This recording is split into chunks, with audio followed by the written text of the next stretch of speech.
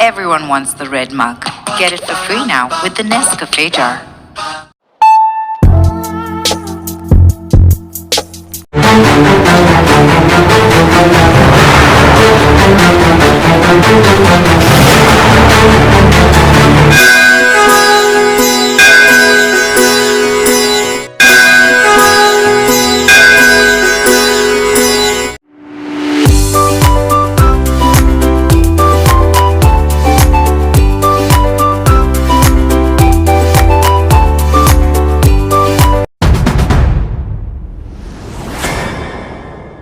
ಮುಂಡಗೋಡದ ದೈವಜ್ಞ ಸಭಾಭವನದಲ್ಲಿ ಮಂಗಳವಾರ ಜಿಲ್ಲಾ ಮಹಿಳಾ ಘಟಕದ ನೂತನ ಅಧ್ಯಕ್ಷರಾದ ಶಾರದಾ ರಾಠೋಡ ಅವರ ಪದಗ್ರಹಣ ಸಮಾರಂಭ ಹಾಗೂ ಕಾರ್ಯಕರ್ತರ ಸೇರ್ಪಡೆ ಕಾರ್ಯಕ್ರಮ ನಡೆಯಿತು.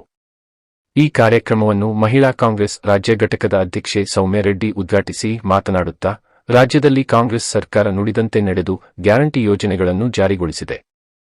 ಯಶಸ್ವಿಯಾಗಿ ಬಿಜೆಪಿಯವರು ಇದನ್ನು ಪ್ರತಿ ರಾಜ್ಯದಲ್ಲಿಯೂ ನಕಲು ಮಾಡುತ್ತಿದ್ದಾರೆ ಎಂದರು. ಕೆಪಿಸಿಸಿ ಸದಸ್ಯ ವಿವೇಕ ಹೆಬ್ಬಾರ ಮಾತನಾಡುತ್ತಾ, ಇದೊಂದು ವಿಶೇಷ ಸಂದರ್ಭ, ತಾಲೂಕಿನ ಮತ್ತು ಕ್ಷೇತ್ರದ ಹೆಮ್ಮೆಯ ಸಂಗತಿ. ಜಿಲ್ಲೆಯ ಮಹಿಳಾ ಕಾರ್ಯಕರ್ತರು ಮುನ್ನಡೆಯಲ್ಲಿ ಬರಲಿ. ತಾಯಿ, ತಂಗಿ ಮತ್ತು ಮಡದಿ ನೀಡಿದ ಕೊಡುಗೆ ಯಾವತ್ತೂ ಪರದೆಯ ಹಿಂದೆ ಇರುತ್ತದೆ. ಅದು ಕಂಡು ಬರುವುದಿಲ್ಲ ಎಂದರು. ಜಿಲ್ಲಾ ಮಹಿಳಾ ಕಾಂಗ್ರೆಸ್ನ ನೂತನ ಜಿಲ್ಲಾಧ್ಯಕ್ಷರಾದ ಶಾರದಾ ರಾಠೋಡ ಮಾತನಾಡುತ್ತಾ, ಕಾಂಗ್ರೆಸ್ ಪಕ್ಷದ ಎಲ್ಲಾ ಮುಖಂಡರ ಕಾರ್ಯಕರ್ತರ ಸಹಕಾರವನ್ನು ಕೊಂಡಾಡಿದರು.